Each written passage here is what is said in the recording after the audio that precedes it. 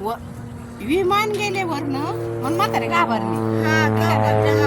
लय खालनं गेली विमानं 2. हा 3 विमानं खालून गेली. जोरात आवाज आला म्हणून आजी पळत घरातनं बाहेर आली.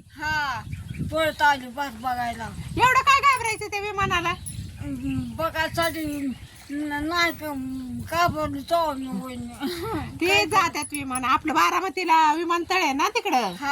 मग ते शरद पवारांची यांची जात्यात विमान. असं होय. हा मग घाबरायचं नाही.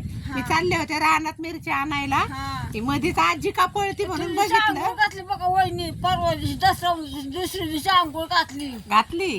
काल घातली आंघोळ. मी चालले दसरा झाला ना. काल घातली आंघोळ. मी चालले रानात जरा फराळाला मिरची आणाय. आज आहे कोजागिरी पौर्णिमेचा उपवास. म्हणलं आजी का पळती बाहेर म्हणून आले. तेव्हा आजी विमानाला भिवून त्या बसलेल्या जागेत बाहेर आली. एवढ्या जोरात काही विमान वरनं गेल्यात म्हणून. विमानाला कोणी घाबरत का? घाबरली स्वामी विमानाला. हा ते आपल्या इकडे विमानतळ आहे ना जवळ इकडं बारामतीला. हाय ना. त्याच्यामुळं ती विमान वरून जात्यात. हा जोरात जात्यात. त्याला काय घाबरायचंय. चला आता मी जाते रानात. मला मिरच्या न्यायच्यात. चला मी चालले मिरच्याला. फराळाचं करायचंय मला. आता मी मिरच्या घेऊन येते आणि मग आजीशी गप्पा मारते.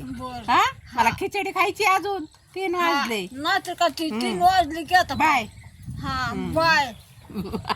आजी बाय करते बघा फ्रेंड.